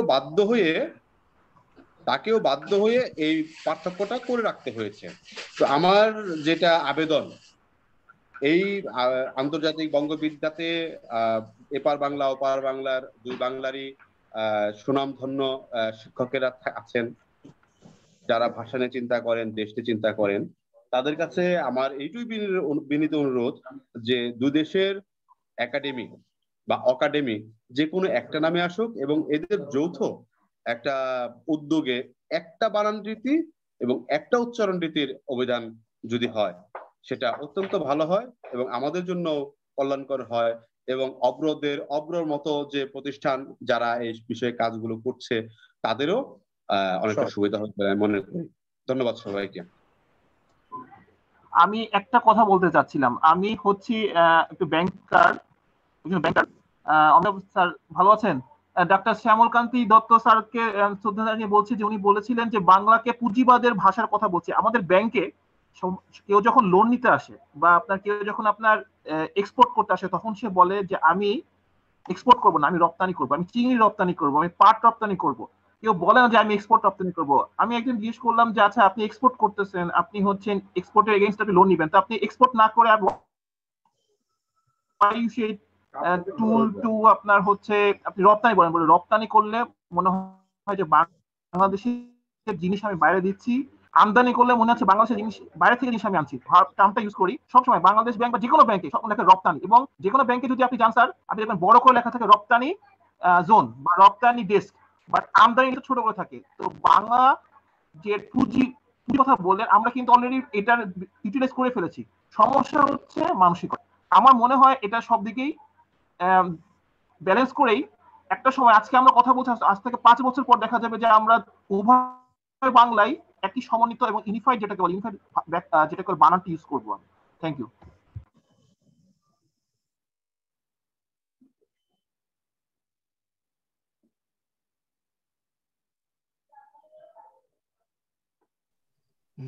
তমন্না মনে হয় আর প্রশ্ন নেই। ধন্যবাদ। আমাদের দুজন বক্তা ছিলেন আজকে, তাদের দুজনকেই ধন্যবাদ জানাচ্ছি। খুব ভালো আলোচনা হলো। তো আজকে এখানেই আমরা এই অধিবেশনের সমাপ্তি ঘোষণা করছি। তমন্নাকে ধন্যবাদ। তমন্নাকে ধন্যবাদ এই অধিবেশন সঞ্চালনা করার জন্য। আপনাদের সবাইকে ধন্যবাদ। আশা করি আমাদের এই বার্তা চলতে থাকবে। আমি এবারে তাহলে মিটিং শেষ করছি।